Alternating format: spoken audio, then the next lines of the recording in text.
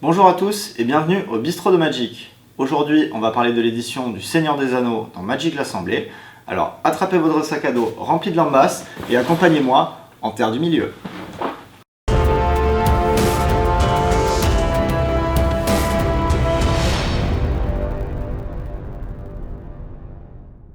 Wizard nous a déjà proposé des crossovers avec des licences appartenant à Hasbro, comme Nerf, Transformers, My Little Pony ou Donjons et Dragons, puis au fur et à mesure des années ont élargi avec des licences non Hasbro, comme, pour n'en citer que quelques-uns, Walking Dead, Fortnite, Arcane, etc., etc.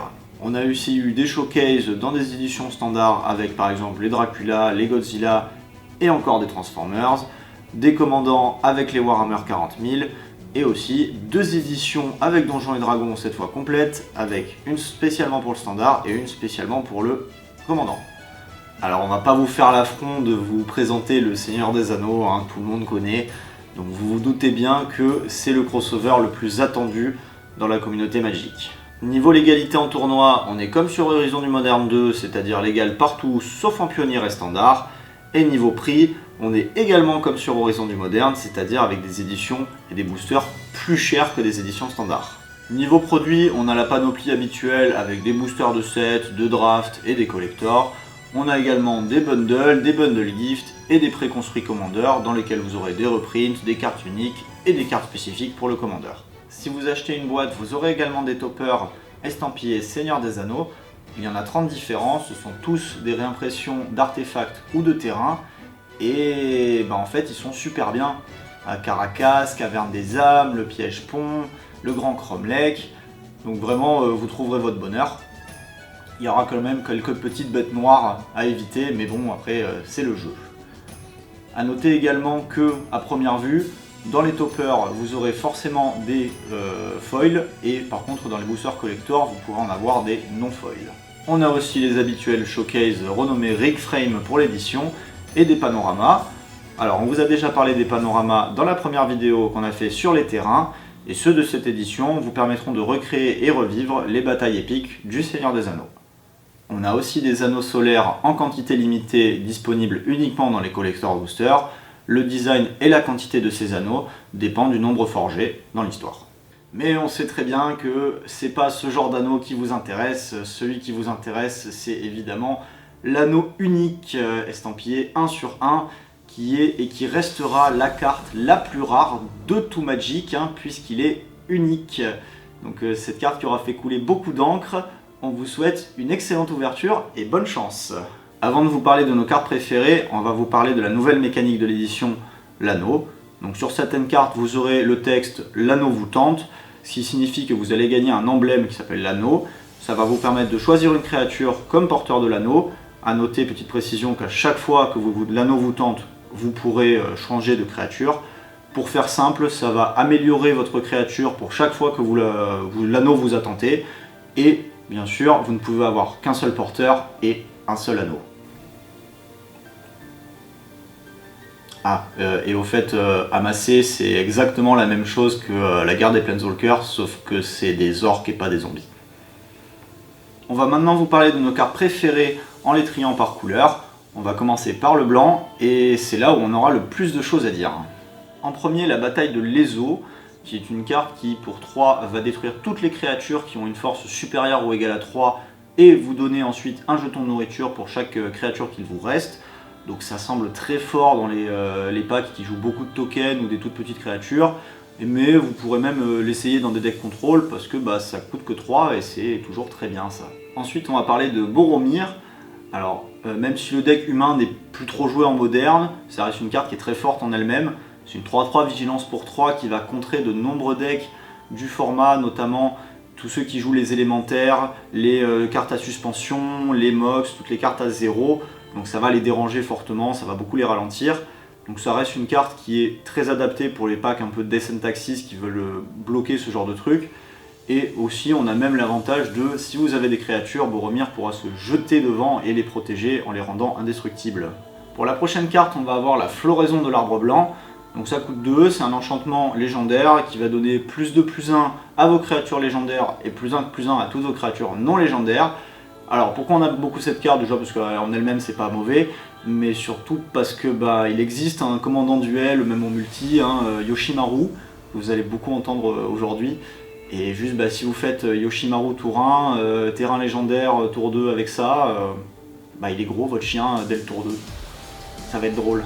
On continue avec Reforgeage qui est un enchantement qui coûte 3, qui va vous permettre quand il arrive en jeu de récupérer un équipement depuis votre cimetière, de faire en sorte que la première capacité d'équipement que vous allez faire par tour coûte 0, mais surtout là où ça devient intéressant, c'est que vous allez pouvoir le faire en flash. Donc évidemment nous on a pensé direct à les decks Hammer en moderne. Donc est-ce que ce sera joué, on ne sait pas, mais en tout cas ça a l'air d'être une excellente carte. Vous pouvez attaquer, voir comment votre adversaire bloque, changer vos équipements, on verra, mais nous on aime beaucoup la carte. On continue avec Aube d'un nouvel âge, donc c'est un enchantement qui coûte 2, qui va, quand il arrive en jeu, vous mettez un marqueur dessus pour chaque créature que vous contrôlez, et à la fin de chaque tour, vous retirez un marqueur et vous piochez une carte, et s'il n'y en a plus, vous le sacrifiez et vous gagnez 4 points de vie. Alors sur le papier, ça a l'air assez fort, le truc c'est que, à part dans quelques jeux tokens, et encore peut-être en Commander, on ne sait pas trop dans quoi on arrivera à mettre ça, parce que en contrôle vous n'avez pas de créature, donc vous n'allez pas piocher. Donc on verra bien, en tout cas la carte on l'aime bien mais on ne sait pas trop quoi en faire. On termine les rares et mythiques blanches avec un personnage iconique, Gandalf le Blanc. Donc c'est une 4-5 flash pour 5 qui va donner le flash à vos sorts d'artefacts et permanents légendaires. Et là où ça devient intéressant, va permettre à chaque fois qu'un permanent légendaire ou un artefact arrive sur le champ de bataille ou le quitte, vous aurez un effet de plus si ça déclenche un permanent qui arrive en jeu. Donc ça rappelle beaucoup Elesh-Norn de l'avant-dernière édition, c'est juste que ça triggerera en plus sur le départ de certaines capacités, donc ça peut être plus niche mais plus intéressant. C'est juste que pareil que pour Elesh-Norn, on ne sait pas trop où est-ce que ça va aller, la carte nous semble très très forte, mais est-ce que ce sera joué? Ça toujours, on ne saura pas.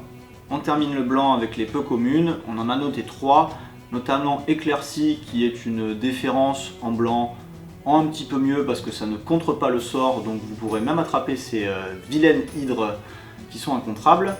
On a aussi Perdu dans la légende pour 2 blancs qui renvoie un sort 4ème position au-dessus s'il est historique. Donc ça on pense qu'en EDH ça va être vraiment pas trop mal pour les commandants, les sagas, tous les trucs chiants. Et en dernier on a Rosie qui peut sembler être très insignifiante, mais qui au final peut marcher en combo avec pas mal d'autres cartes pour faire beaucoup de tokens. On va continuer avec le bleu, et du coup on n'a pas vu grand chose. Donc on va quand même mentionner Bédor qui a le mérite d'avoir un effet assez unique de déplacement de marqueur. Donc pour l'instant on a des combos un peu foireux, mais dans le futur si on a de nouvelles mécaniques ce sera sûrement très bien. Et on a aussi la tempête de Saruman qui elle est un enchantement qui coûte 6, qui a un effet excessivement puissant, il va copier votre deuxième sort chaque tour, il sera pas légendaire, ça parade 3, mais ça coûte 6, donc c'est très cher, c'est très lent, ça copie que votre deuxième sort, on sait pas trop. Après ces deux cartes ont quand même le mérite d'exister, donc à surveiller. On va aussi parler de Remontrance Sévère, qui est une carte peu commune et probablement la meilleure carte bleue de toute l'édition. Donc c'est un contre-sort à 1 qui va contrer un sort de créature qui a 2 de force ou d'endurance, ou moins. Et au début, en fait, quand vous regardez, vous vous dites ouais, ça va contrer 2-3 trucs. Et puis en fait, vous y réfléchissez 2 secondes, et là vous vous dites, en fait, ça va contrer des Ragavan, ça va contrer les Grist, les Raffines en commandeur, les Obscurs Confidents, vous en voulez, vous l'avez, la liste est vraiment ultra longue. Donc c'est très drôle que dans un set comme le Seigneur des Anneaux, en fait, rempli de cartes ultra mythiques et légendaires et tout ce que vous voulez, la meilleure carte ce soit une peu commune en fait. On passe au noir avec probablement une des meilleures cartes de l'édition, avec le Maître Archer Orc, qui est une 1-1 flash pour 2, qui quand elle arrive en jeu et à chaque fois que votre adversaire piochera une carte en dehors de sa phase de pioche, va infliger 1 point de dégâts et vous faire amasser 1.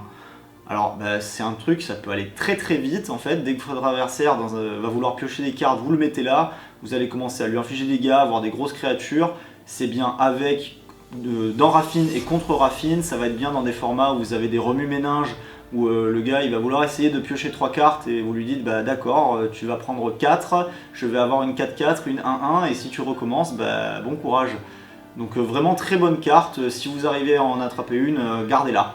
Après, comme pour le bleu, Le noir souffre du même problème, c'est-à-dire que les cartes sont pas terribles, mais on a quand même noté encore 2 cartes qui nous plaisent beaucoup, avec l'Obelia qui, sur le papier, est une de 3 flash, qui va vous faire quelques trésors, mais on sait pas où on va la mettre, c'est pas un truc qui va complètement casser le jeu, donc c'est là, on aime bien, mais bon voilà. Et le roi sorcier d'Angmar, qui est une carte très très forte quand même sur le papier, qui va être très difficile à gérer pour votre adversaire, mais uniquement s'il n'a pas de truc qui exile. S'il en a, d'un coup la carte devient beaucoup moins forte, elle n'a pas d'arrivée en jeu, elle n'a pas de truc quand elle meurt. C'est voilà, si votre adversaire a un exil, c'est beaucoup moins fort, s'il en a pas, il a probablement perdu. On passe au rouge et on va parler directement avec une mythique, le banditisme malveillant. Donc ça coûte X et 2 rouges, ça va infliger X blessures à toutes les créatures sur le champ de bataille. Et si jamais une créature qu'un adversaire contrôle est morte ce tour-ci, vous créez un jeton trésor. Et vous allez, à chaque fois qu'une créature qu'un adversaire contrôle meurt, créer ce jeton trésor. Donc ça fait énormément penser au massacre du Creux du Boucher. Seulement, en fait, plus on regarde la carte, plus on se dit, en fait, c'est littéralement le Creux du Boucher en moins bien. Parce que c'est des dégâts plutôt que des moins X. Donc vous passez pas indestructible. Ça ne trigger qu'une seule fois par tour, alors oui, ça va marcher sur le tour de l'adversaire aussi, mais bon, en fait, quand on regarde la carte, on se dit, pourquoi juste pas jouer Creux du Boucher, en fait. Bon, peut-être pour le prix, non, parce qu'elle vaut le même prix. Donc, elle est là, c'est une bonne carte, mais si vous avez la possibilité, jouez Creux du Boucher. On continue avec le Maraudeur de la Moria, qui est un gobelin double strike pour 2 avec 1-1, qui fait qu'à chaque fois qu'un de vos gobelins ou un orc va infliger des dégâts de combat à un joueur, vous allez exiler la carte du dessus de votre bibliothèque et vous pourrez la jouer ce tour-ci. Donc à noter que ça marche à chaque fois qu'un gobelin touche, donc si vous touchez 3 fois, vous exilez les 3 cartes. Donc c'est forcément un truc que vous allez jouer en mono gobelin, ça va redonner un peu de souffle au deck. C'est une carte qu'on aime beaucoup, il y a quand même quelques lords en gobelin, donc des créatures qui vont donner +1/+1, et avec double initiative, forcément ça commence à chiffrer vite. Les gobelins ils sont aussi connus pour faire un peu du mana en sacrifiant des créatures, des choses comme ça. Donc vous pourrez même jouer les cartes que vous avez exilées ce tour-ci. On finit le rouge avec une petite unco sympa, l'inscription ardente, qui est un enchantement qui coûte 3, qui dit qu'à chaque fois que vous lancez un éphémère ou un rituel, vous allez infliger 2 points de dégâts à votre adversaire. Donc c'est exactement comme un gobelin des rues, avec le bénéfice d'être un enchantement plutôt qu'une créature, donc c'est plus difficile à enlever. Et aussi, l'anneau vous tente au cas où, si vous avez des créatures. Alors après, en général, si vous jouez Burn, vous n'aurez pas de créatures, mais c'est toujours sympa à voir. On change de couleur, on passe au vert et on attaque directement avec une très bonne carte, l'Alfline Ravi. Donc vous allez vous imaginer un elfe de la Noire qui s'est perdu dans une caverne des âmes, et vous obtenez ça, c'est une 1-2 pour 1 qui ajoute un mana incolore, mais si vous lancez un sort légendaire, vous pouvez l'engager, il fait du mana de n'importe quelle couleur, et le sort n'est pas contrable, en sachant que c'est n'importe quel sort légendaire, pas forcément les créatures. Donc forcément, c'est un elfe de la Noire en mieux, et imaginez-vous ça dans un commandeur duel, votre commandant est incontrable, ça va être super bien dans des trucs comme Grist, qui du coup peut arriver T2 incontrable, c'est génial, super carte. On continue avec Radagast le Brun, qui est une 2-5 pour 4, qui lorsqu'il arrive en jeu, va vous faire regarder les cartes du dessus de votre bibliothèque équivalent au coup de mana de Radagast, et vous allez devoir prendre une carte qui ne partage pas un type de créature avec celle que vous avez, et pouvoir la mettre dans votre main. A noter que Radagast donne aussi cette capacité à n'importe quelle carte que vous allez jouer non jeton, créature pardon, et du coup c'est sympa, c'est très dans le thème de Radagast qui vit dans la forêt avec tous les petits animaux et c'est cool. Après c'est très lent, est-ce que ça marchera? Voilà, ça peut être un peu sympa de build autour, donc à voir. On va commencer les cartes multicolores avec Aragorn l'Unificateur. Donc c'est une 5-5 pour 4, une de chaque couleur sauf le noir. Et en fait il fait énormément, c'est quelqu'un que vous allez avoir envie de mettre en tant que général. Il vous donne plein d'effets, si vous lancez un sort blanc il va créer une 1-1, si vous lancez un sort bleu il va scry, si vous lancez un sort vert il va donner +4/+4 à une créature, si vous lancez un sort rouge il va faire 3 dégâts à un adversaire. Donc en fait l'idée, nous on voit bien l'idée de faire en sorte que ce soit un nouveau Niv-Mizzet. Vous allez vouloir lancer plein de sorts multicolores, ça va faire plein d'effets, ça va les cumuler à chaque fois. Par exemple une simple Manamorphose qui va se rembourser en termes de mana, va également coller 3 dégâts à votre adversaire et donner +4/+4 à une de vos créatures. Donc l'idée de cycler plein de petits sorts comme ça pour faire plein de value sur un seul tour, nous on aime beaucoup et on essaiera. On continue avec un autre personnage iconique, avec Sméagol, qui est une 4-2 pour 3, qui, à la fin de votre tour, si une créature est morte, l'anneau va vous tenter, et à chaque fois que l'anneau vous tente, vous allez meuler les cartes de l'adversaire jusqu'à tirer un terrain, vous le mettez sur votre côté. A noter par contre que cette deuxième capacité se déclenche à chaque fois que l'anneau vous tente.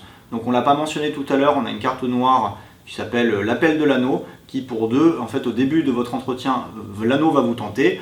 Donc c'est vrai que c'est des cartes qui marchent bien ensemble, cette capacité elle se trigger plusieurs fois par tour sur Sméagol. Donc c'est très sympa, ça donne envie de tourner un peu autour, on essaiera aussi. On continue avec la Porte de Durin, qui est un artefact légendaire qui coûte 5, dont un rouge et un vert, qui dit que lorsque vous avez une créature qui attaque, vous allez regard 2, et ensuite vous révélez la carte du dessus de votre bibliothèque. Si c'est une créature, vous la mettez en jeu, engagée et attaquante. Vous avez aussi des bonus si c'est un elfe ou un nain, mais ça n'arrivera pas souvent. Par contre, c'est vrai que déjà le regard aide beaucoup pour mettre un bon gros ton au-dessus du pack, sachant que vous allez jouer vert. Mais si vous arrivez même à le jouer dans un pack qui peut jouer du bleu, à mettre des trucs comme remue-ménage, vous remettez un Emrakul au-dessus du pack, vous attaquez, vous avez la 15-15 qui débarque, c'est quand même vachement sympa. Donc ça coûte 5, c'est toujours très cher, mais c'est mentionnable que justement il y a des trucs sympas à faire avec. On continue avec la Flamme d'Anor qui à notre avis est une des meilleures cartes de l'extension. Donc c'est un éphémère en Izet qui vous permet de soit piocher 2 cartes, soit de détruire un artefact, soit d'infliger 5 à une créature. Le truc c'est que si vous contrôlez un sorcier, vous allez pouvoir en choisir 2. Donc ce qui est très bien déjà, c'est que si vous cumulez 2 effets, ça commence vraiment à être très très fort. Et des sorciers, il y en a des très bons, notamment par exemple le mage lance-vif, c'est-à-dire que vous allez lancer le sort, et puis quand votre adversaire s'y attend pas, vous allez jouer le mage lance-vif, récupérer la carte, et imaginons repiocher 2, détruire la créature qui vient de jouer, et vous prenez des swings de tempo qui sont vraiment incroyables. Nous on aime énormément la carte, et encore une fois ça marche avec n'importe quel sorcier, donc à voir. On enchaîne avec encore une fois un personnage iconique avec Pipin, garde de la citadelle. Donc c'est une 2-2 vigilance pour 2 en blanc-bleu. Elle a aussi parade 1 qui dit que vous pouvez l'engager pour donner la protection contre le type de carte de votre choix à une autre créature. Alors ça rappelle énormément la donneuse de runes. Donc le truc c'est que lui, non seulement il a vigilance, donc il va pouvoir attaquer et pouvoir faire son effet derrière. Et même s'il ne se protège pas, il a quand même la parade. Donc ça reste un peu plus difficile d'aller le chercher. Donc c'est mon avis, si vous jouez blanc-bleu, si vous arrivez à jouer mère des runes et donneuse de runes, donc par exemple que dans le pack Raffine, je pense que vous pourrez trouver une place pour ça, parce que il peut attaquer, il peut protéger les autres. C'est une très bonne carte, on apprécie, surtout si vous arrivez à la buffer. De manière générale, tous les personnages iconiques sont quand même relativement corrects, sans forcément aller jusqu'à très fort, mais sont acceptables. On notera par exemple Sauron, Saruman, on mentionne maintenant, qui sont les grands méchants de la série. Ils sont quand même vachement sympas. On a aussi Arwen, Gimli, Sam Sagas, qui ont tous des petits effets sympathiques. On va passer aux artefacts, on en a quelques-uns intéressants, notamment des équipements. Par exemple Anduril, qui coûte 3 à se lancer, 2 à s'équiper, qui va donner plus 3, plus 1 à la créature. Et lorsqu'elle attaquera, elle va créer 2 jetons 1-1 engagés, avec le petit bonus que si la créature équipée est légendaire, les jetons seront attaquants en plus. Donc ça fait quand même penser au cycle d'épée mythique, même s'il n'y a pas la protection, avec le coup en mana, le coup d'équipement, ça crée des 1-1, c'est quand même sympa. Ensuite on va noter Glamdring, qui est un équipement qui se caste pour 2 et qui s'équipe pour 3, qui va donner plus 1, plus 0 pour chaque éphémère et rituel dans votre cimetière à la créature équipée, mais également l'initiative, et qui va vous permettre, quand la créature va blesser votre adversaire, donc lui faire des dégâts de combat, vous allez pouvoir lancer un sort d'éphémère ou de rituel gratuitement depuis votre main, qui va coûter moins ou égal au nombre de dégâts que vous avez infligés. Donc c'est un truc, ça va vous permettre de lancer des sorts gratuitement. Celle-là, elle va plus être jouée en bleu-rouge, parce qu'il va quand même vous falloir des sorts de rituels et d'éphémères dans le cimetière, sinon c'est pas forcément très intéressant à la jouer. Mais bon, ça peut toujours être sympa. Petite mention honorable à la Côte de Mithril, qui est pas très flashy, pas autant que les autres, qui n'a pas des effets incroyables, mais qui pour 3 a le flash, a l'indestructible, et va donner l'indestructible à la créature équipée, et aussi vous pourrez payer 3 pour la redéplacer. Donc c'est pas aussi flashy, mais ça a le mérite d'être efficace, donc on valide. On continue avec les artefacts, mais on sort des équipements avec le Palantir de Hortank, qui coûte 3, qui dit qu'au début de chaque étape de fin, vous allez mettre un marqueur influence dessus, puis vous allez regard 2, et après, votre adversaire va décider ou non de vous faire piocher une carte. S'il vous fait piocher, bravo, vous avez pioché une carte. Sinon, vous allez meuler le nombre de cartes équivalent au nombre de marqueurs influence, et votre adversaire va perdre le CCM du coup de vos cartes en points de vie. Donc nous, on aime beaucoup la carte déjà parce que faire piocher 2 cartes par tour en incolore, c'est pas mal. Mais si vous jouez ça par exemple dans un pack comme Tron, le fait de faire un regard 2, d'aller mettre vos cartes comme Hugin, comme si vous jouez Tron Eldrazi, de mettre vos Emrakul, vos Ulamog au-dessus, et de dire à votre adversaire, c'est simple, soit tu me laisses les piocher, soit tu vas perdre la partie, ça va mettre votre adversaire dans un petit dilemme.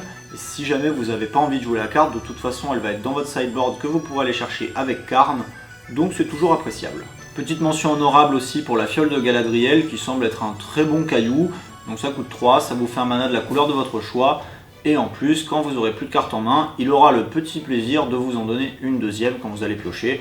Donc c'est très bien, ça fait partie du haut des paniers pour les cailloux. Encore une petite mention honorable pour la pierre d'Erek, qui est un artefact qui coûte 1, il est légendaire, qui va faire en sorte que toutes les créatures que vos adversaires contrôlent qui devaient mourir seront exilées, et vous pourrez l'engager en payant 2 pour la sacrifier, exiler tout le cimetière d'un joueur et piocher une carte. Donc c'est une relique de Progenitus, encore une, ça marche avec Saga d'Urza, c'est des trucs qui détestent le cimetière. Ce sera probablement au moins essayé si c'est pas joué, mais c'est une bonne carte. On finit les artefacts avec le plus important d'entre tous, l'anneau unique. Donc il coûte 4, il est indestructible. Quand il arrive en jeu, vous acquérez la protection contre tout. Et au début de chaque entretien, il va vous infliger un point de dégâts pour chaque marqueur fardeau sur lui. Donc pour mettre des marqueurs fardeau, c'est simple, vous allez engager l'anneau unique, il va vous faire piocher une carte pour chaque marqueur fardeau, et du coup vous vous en doutez, plus vous mettez de marqueurs dessus, plus vous allez piocher de cartes, mais plus l'anneau va vous faire de dégâts. Donc l'idée c'est très simple, vous allez le jouer probablement pour vous protéger d'un tour, et après, si vous l'utilisez, vous serez constamment obligé d'augmenter le nombre de marqueurs, sinon vous allez juste prendre des dégâts pour rien. Après les artefacts, les terrains, il y en a un cycle de terrains légendaires par couleur, donc il est à noter que ces terrains arrivent désengagés si vous contrôlez une créature légendaire, et ont tous un effet qui vont s'activer en fonction de certaines conditions. Et on pense personnellement que le blanc c'est le meilleur. Quand vous attaquez, vous pouvez l'engager, payer 2, piocher une carte si vous avez attaqué avec au moins 2 créatures. Le bleu vous fera scry, etc. Et donc nous on pense vraiment que le blanc c'est le meilleur aussi parce que c'est un terrain légendaire, on en a parlé tout à l'heure, Yoshimaru, il va adorer ce terrain. Vous pourrez même mettre le rouge en fonction de vos versions, vraiment c'est sympa. On continue dans les terrains avec le seul terrain mythique et le seul bilan de l'édition, la montagne du destin, qui vous fera du rouge ou du noir en payant un point de vie, qui pourra également pour 3 dont un rouge et un noir et en l'engageant faire un point de dégâts à chaque adversaire, et pour 7 dont un rouge et un noir en l'engageant, en la sacrifiant et en sacrifiant un artefact légendaire, vous allez choisir 2 créatures et vous détruisez toutes les autres. Alors d'un point de vue histoire, bien évidemment c'est super, vous allez forcément sauver votre meilleur ami Frodon, votre meilleur ami Sam, en jetant l'anneau unique une fois que vous aurez mis plein de marqueurs fardeau dessus parce que vous êtes des méchants petits garçons. Sinon la carte en elle-même c'est plutôt sympa, ça fait du mana, ça inflige des dégâts à votre adversaire, voilà, ça fait petit board wipe, c'est sympa. Après est-ce que c'est incroyable? Non, mais c'était quand même intéressant de mentionner. Petite mention honorable dans les terrains avec les havres gris, qui est un terrain qui quand il arrive en jeu va vous faire regard 1, ensuite il va faire du mana incolore, et vous pourrez même faire du mana d'une couleur, d'une carte de créature légendaire dans votre cimetière, donc ça reste un terrain quand même vachement appréciable, mais surtout c'est un terrain légendaire, du coup également à mentionner pour le petit fait intéressant, les terrains full art de cette édition représentent la carte de la Terre du Milieu si vous les mettez les uns à côté des autres. Voilà, ça conclut pour nos cartes préférées de l'édition. N'hésitez pas à mettre en commentaire celles que vous avez préférées, celles que vous trouvez qui représentent le mieux l'univers du Seigneur des Anneaux. Allez-y en commentaire. Pour conclure, cette édition est dans la même gamme que Horizon du Moderne 2, mais elle fait pas le figure face à cette dernière. Après, est-ce que le problème vient du Seigneur des Anneaux? On en parlera dans une prochaine vidéo. Voilà, cette vidéo est maintenant terminée, j'espère qu'elle vous a plu. N'hésitez pas à vous abonner si ce n'est pas déjà le cas et à mettre des commentaires. En attendant, on se retrouve aux AP. Je vous dis santé!